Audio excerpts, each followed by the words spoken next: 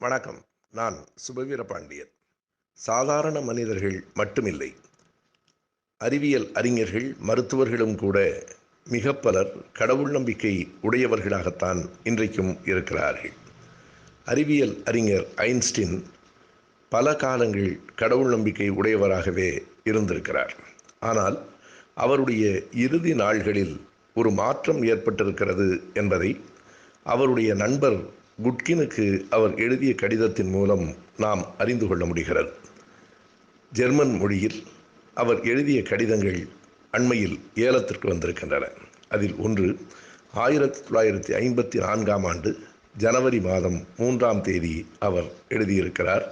அந்த கடிதத்தில், for me the word God is nothing but an expression of human weakness என்கிறார்.